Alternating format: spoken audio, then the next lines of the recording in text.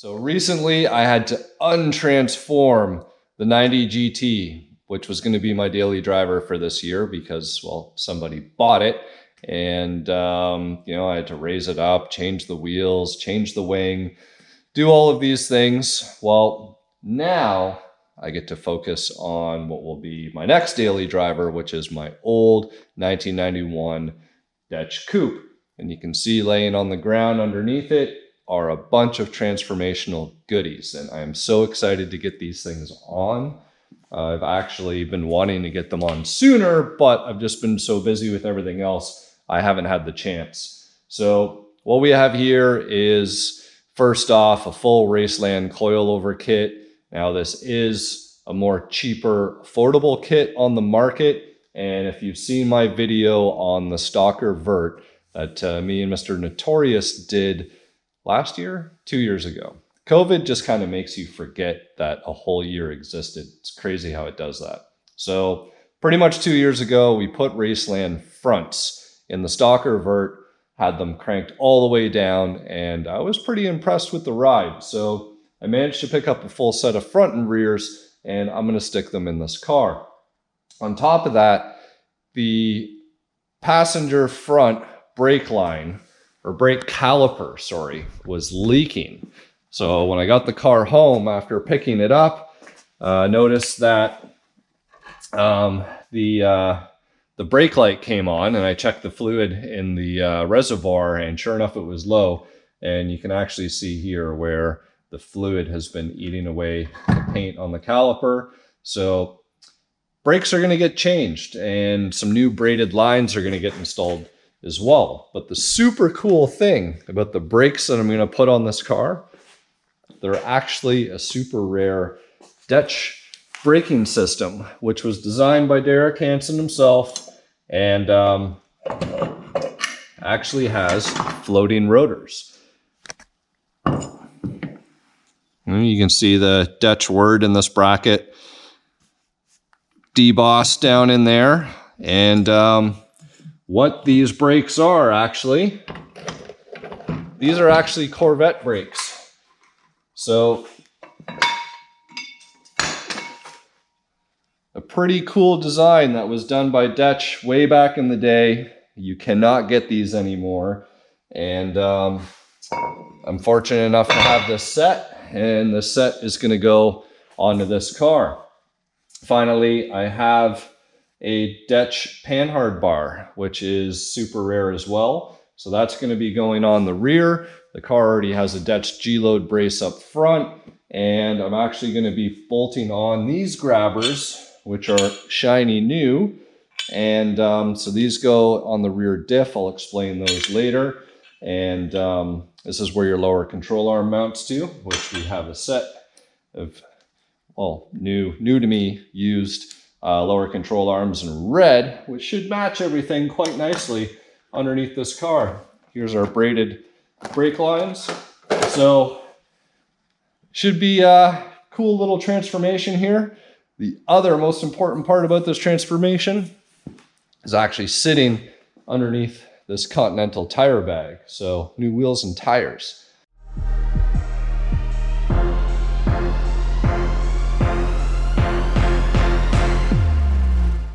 You look way up there in the shelving, underneath some plastic, we got some seats. So the seats are going to get changed. And then finally, I have a bunch of car audio changes that I'm going to do to this thing. We're going to be installing this old school Sony MDX400, a mini disc, 4-disc, mini disc changing head unit that hasn't been in anything since I sold this car. So it was in this car, and I pulled it out when I sold it, and it hasn't been in anything else since. So that old school deck is going to go back in. If you guys don't know what mini disc is, I just have some cases, but the mini discs come in these cases. And so if you guys don't know what mini disc is, well, Sony in, I guess, the 90s, maybe late, no.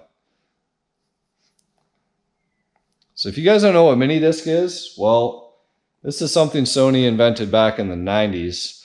And it's right when, you know, we were on the verge of being able to burn CDs. Well, mini discs were a great option because you could overwrite, you could delete songs, add songs, title songs, you could put tons of information. The other thing is you could actually store like 3 times the amount of music on a mini disc than you could a traditional CD. So unfortunately, Sony held the proprietary rights to all of the mini disc technology. I think, is it Fuji? Somebody had their own version at some point later in the game, but long story short, I think Sony shot themselves in the foot by holding on to their proprietariness, and there's some other companies out there, major cell phone one that refused to use those phones, does something the same. I enjoyed it. It was cool to have. The head unit is badass. If for any of you car audio guys, you would know what that is. You'd know that having a copper chassis around your head unit was the thing back in the day. And there's actually no amplifier, no nothing in there. It actually hooks up to this pre-out tuner module. And this goes to, you have to use an amplifier with this deck if you want to get any sound at all. So going back to kind of the old school car audio days, and my old Sony system, so my old Sony XCS subs, my old mobile ES amps, those are all in the Stalker Vert. So now that I have this car back, I might actually pull that stuff out of the Stalker Vert and get it back in here, but we'll see. Also got this little sub box sitting here for a 10. This is actually a box that's made for a Corvette that kind of tucks down here that a friend of mine had. So I'm going to try and make that work. I've already kind of created this template right here that I'm going to cut and cover in some trunk material and kind of get a nice little install in the corner there. Not a huge fan of the Taylor battery box, but it's there. I'll deal with that another day. But there you go, guys. Here's the transformation. So we got suspension, we got brakes, we got seats, we got wheels, we got stereo. So there's a lot on the agenda here. LED conversion, I'll be doing that in the cluster. I got to upgrade some of the LED bulbs in these taillights. They're horrendous. When these taillights came out, there was hardly any LED bulb options at the time. It was more of being able to buy red bulbs, or some people were like painting their bulbs, and of course they'd heat up and the paint would flake off. Needless to say, these LEDs that are in here were like first generation. They kept dying. I had to switch them out so many times, and sure enough, I checked when Jordan was actually driving the car, when I let him drive part way of the trip back with it. You could barely see the brake lights. So I got a new set of LED red bulbs, both for the corners and for the main running and brake lights. So we'll get those installed and do some cleanup items. So that's pretty much it. Looking forward to this transformation, so stay tuned what we're gonna have going on here.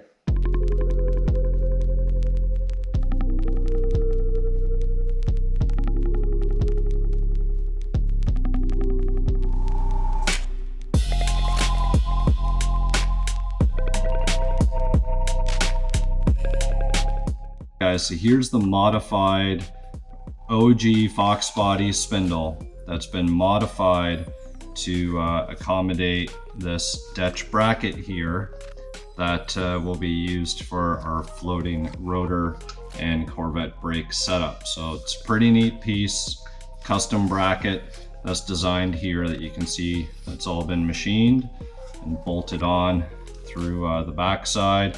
Similar kind of setup, you know, when you guys are doing your 4-wheel disc conversion in the rear and you take off backing plates and you're reusing the backing plate mounting surfaces to put your caliper brackets on.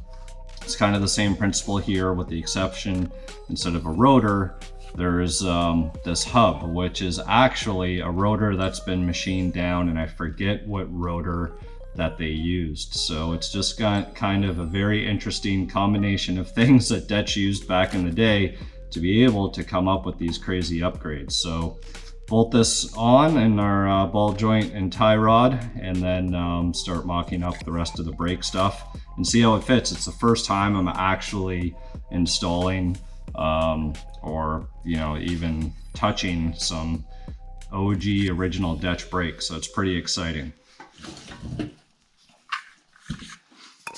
All right guys, so our spindle and our hub is mounted on. I'm gonna go ahead now, grab the coilover and get that mocked up. And from there we can get the caliper and the rotor on and see how everything fits.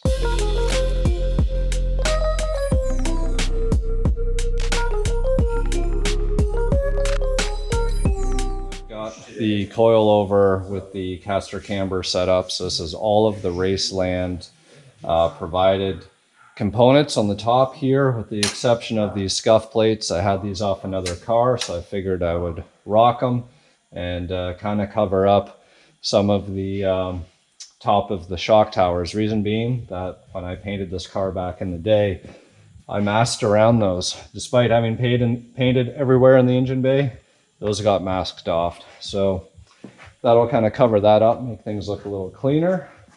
And you see down here, coilover is passed down through, so get that loosely bolted up here and carry on with our test fitting. So we got our coilover bolted onto the spindle, and I got the rotor sitting in place here. I was just doing some clearance testing of the wheels because, well, I'm not going to show you what wheels are going on. I was just curious to know what the offset is now, and it's pretty aggressive, but it's gonna work, so I'm happy about that. So now we're gonna go ahead, disconnect the brake line to the old caliper and get that out of here and finish up the mock-up here. And again, I'm gonna leave everything loose, or snug rather, and just make sure that everything bolts up and is sitting the way that it should. I'll get the car back down on the ground, then I'll get the car on the lift. And at that point, as long as everything is checking out and looking the part, we'll snug everything back up and show you guys the final product.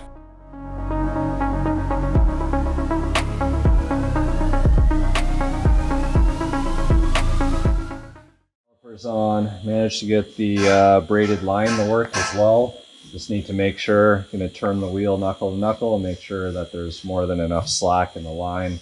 And it's actually nicer in the sense that there is more, or look at how long this flex line is. This thing was massive, and it actually has two mounting points. So one here and the one here that goes into the fitting. So I'm glad these braided ones look like they're gonna work. If so, then this corner is buttoned up and move over to the next side and get that one done. And the front end will be pretty much ready to do a little test onto the ground. So I got the front end of the car all buttoned up, but I am not going to show you what's going on up there because I actually have the wheels bolted on. So things are installed, snugged up, and those Racelands are set at the lowest possible setting for the front. So we'll see what happens. The caster camber plates have left some adjustment in play in there, and we'll see what it's like in comparison to the stocker vert. So behind me, you can see leftover parts here. I'll be focusing on lower control arms and the rear Raceland coilover setup. So one thing about the rears is you get these mounts that go up in the top part, as opposed to being most spring perches that are adjustable. You'll usually see them on the bottom side.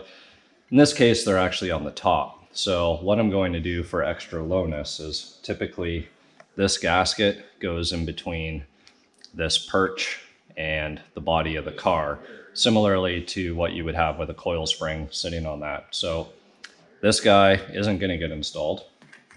So this is just going to be snug right up against the body of the car. Secondly, I'm going to take out the secondary locking ring from the inside of the perch, so that way it's only this guy and it's going to be bottomed out right against this. So that way we'll be able to get ultimately as low as we can. I could go ahead and leave this guy out altogether, and then the spring could just seat right up against there, but it would be loose because this top ring actually has a little bit of material here which fits on the inside of the spring properly. So go ahead and screw these off, and we'll just put this guy back on. Then we'll get this bolted up into place. How that happens is bolt gets passed through that hole, and you slide this up in the body of the car and you bolt that up. So we'll go ahead and get that done. I actually go a step further and actually put a nut on the top of this. I'll show you guys when we get putting this in the car.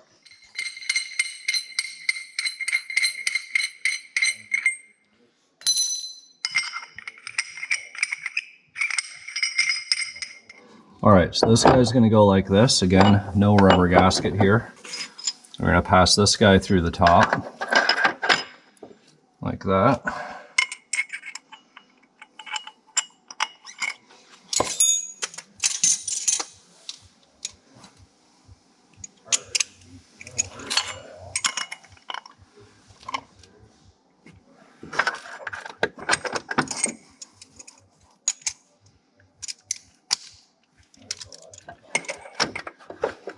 So you might have to put your hand in there and keep the plate from spinning around. You should be able to feel the bolt come right through the plate.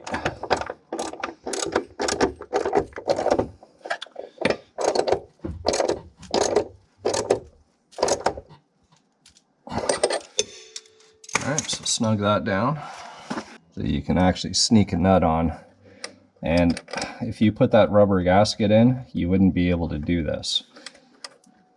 So this to me just adds a little bit of security to make sure that everything stays in place. Ratcheting wrench works well to get in there.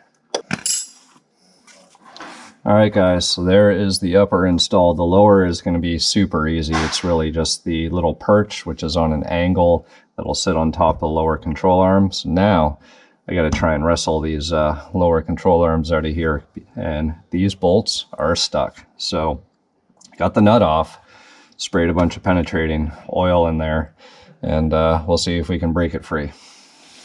Bad news is I can't get that lower control arm out. Good news is I've managed to go ahead and pretty much do everything else. So springs are in place. Gonna go ahead and bolt the wheels on and put the car down, because that lower control arm bolt, that's got to be done on the lift. So there we have it. Gonna put this last wheel on, lower it down. We'll see how low it looks. All right guys, so it's gonna be a teaser video. My apologies. The car is back down on the ground. It's sitting on 2x6s just to make sure I could get the jack out.